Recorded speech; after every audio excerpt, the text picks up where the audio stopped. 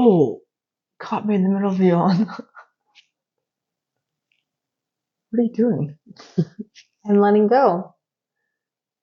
I'm putting my hands up and saying, take it. Take it from me. Leading with your hands in front of you. Yeah. I think that's the best way to move through life, especially if you're one who believes in a higher power.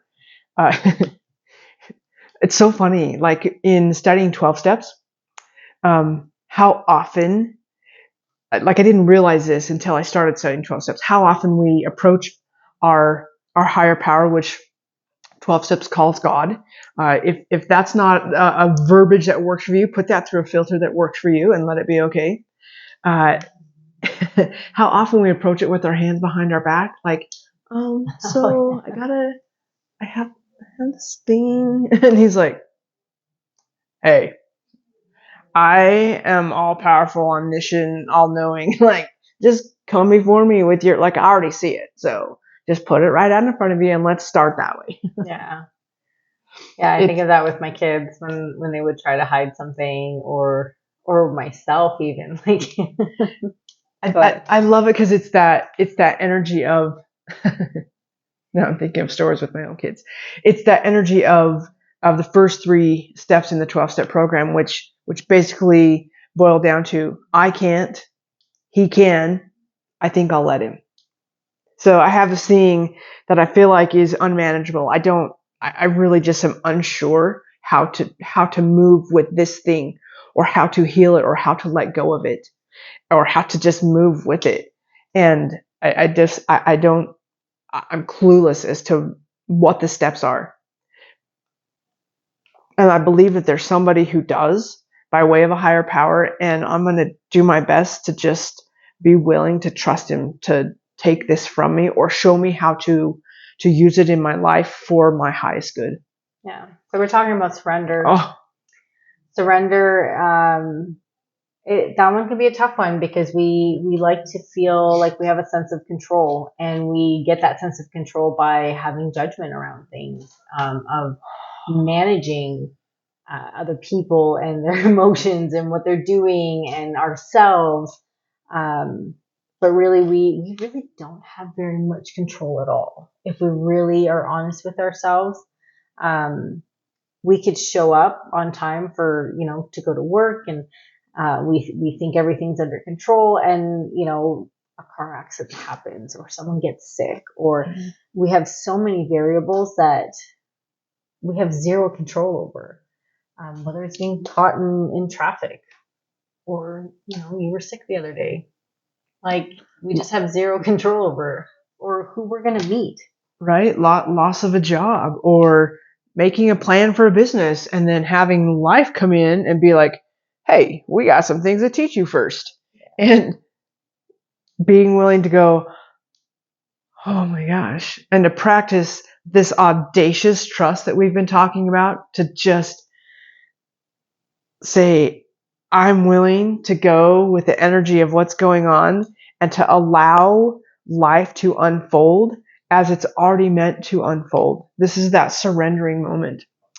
I know in the last couple of years, like, I've known about surrender for a long time. I long ago studied 12 steps and love its concepts, and they talk about surrender in there, but they don't really use the word surrender, which is okay. And a few years ago, I came across, I think my favorite place to learn this tool was through Michael Singer and his books, The Untethered Soul, The Surrender Experiment. I would highly recommend reading those. But just this practice of what surrender is, and it's not a giving up. No. It's not a giving up. It's a saying, I'm unsure, and I feel like I'm trying to do this, and life is trying to do this, and we're in this big battle. And if I just let go, like, we can flow instead of butting heads and then watching what happens. I think that this comes up or has come up for me a lot in the past, of ideas around money. There's places where I know I've wanted to expand, and as I'm working through some of those things, some of the resistance points I've had is, I grew up in a way that money meant loss of family. Money meant consternation and conflict.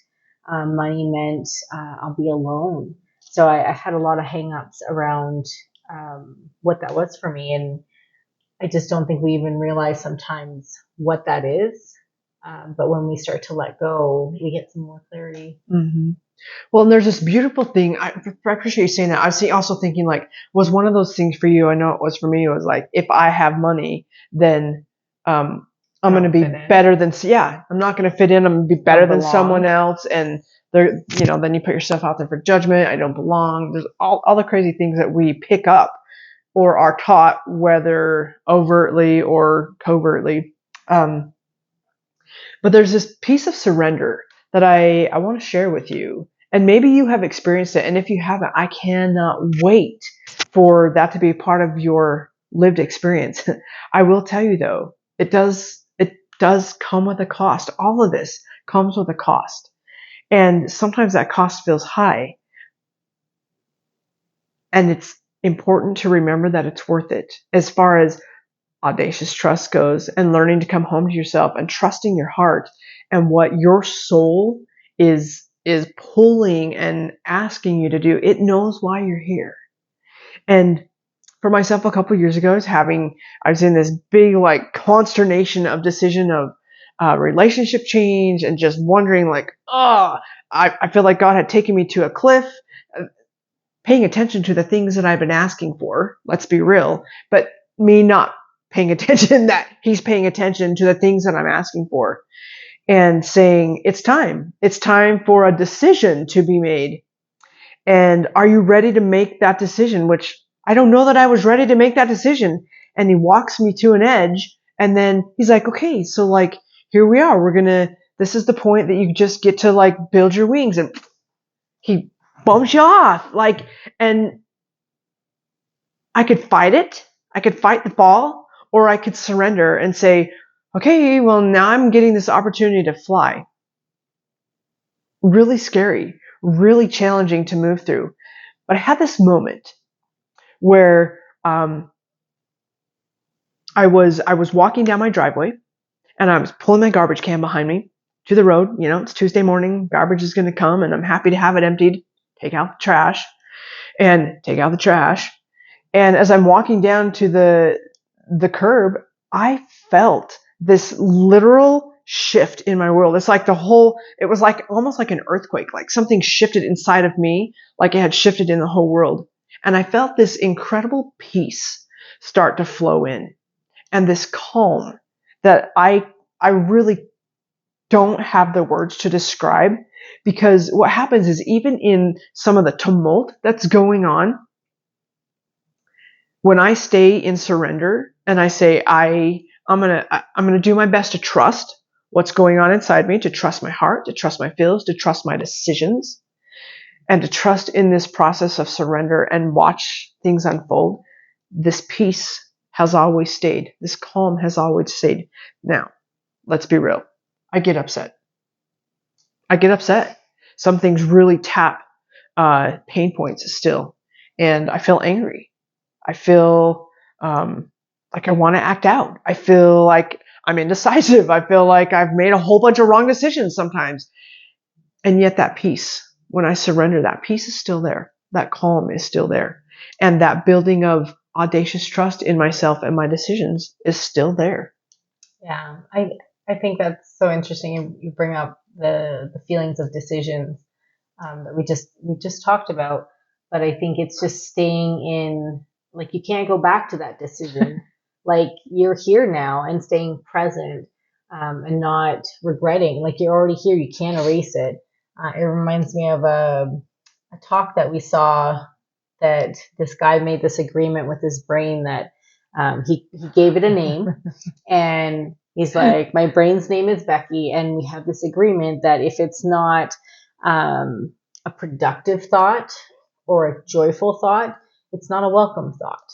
And I thought, wow, that is such a neat agreement to have with your brain, because it's your brain is not you. It's what processes and gives meaning to your experiences, but it's not who you are. You are the one that's observing what's going on in there. That is such a funky concept to really wrap our minds around, to wrap our hearts around. Like, we're not this stuff. We're not the stuff that resides inside of this hard school sometimes. We're not even the mass that sits below our rib cage. We're something bigger and far greater, and that, like, getting a hold of that's the thing that's doing the observing, and all that can be a funky concept. Yeah. But it's a beautiful one once we can learn to just surrender to it.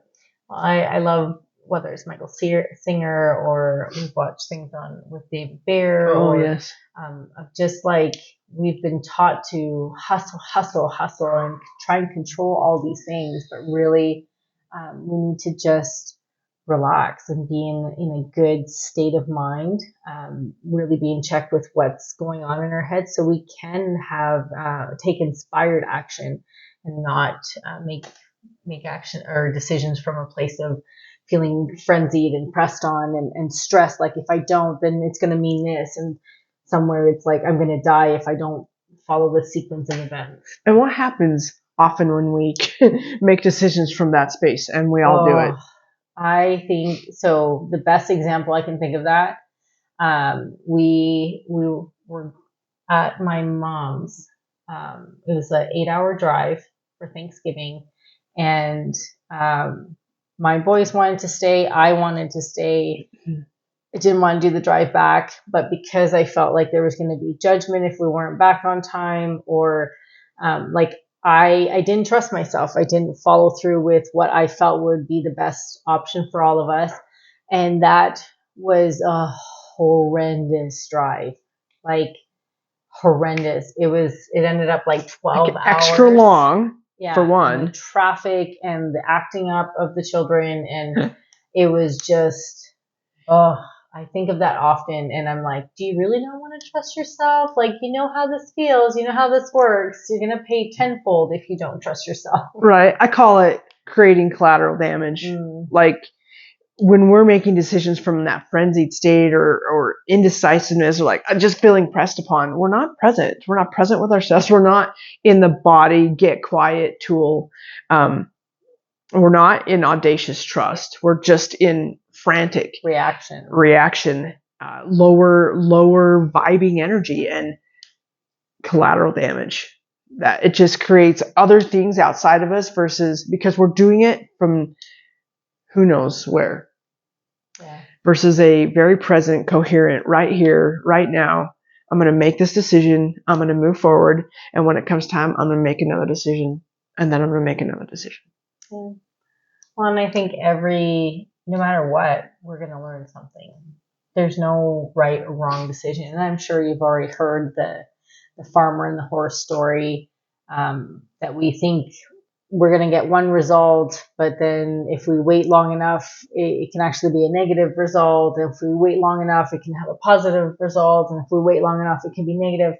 So no one knows what's really good or bad. And again, it's that surrendering into the unfolding of your life, and then being willing to move through the folds and the unfolding, and just see the magic that happens when we surrender into that energy. Yeah. I just, one more thing I want to share about that is just how when we do surrender and we take all the angst out of it, we start attracting the things that we actually want in our world, and the people who help us get to those next steps, because we're in a space of allowing and exuding that energy, versus when we're like in a scarcity mindset, we deflect the people and ideas and resources that help us get to actually where we want to go. I love it. Surrender, my friends. Surrender.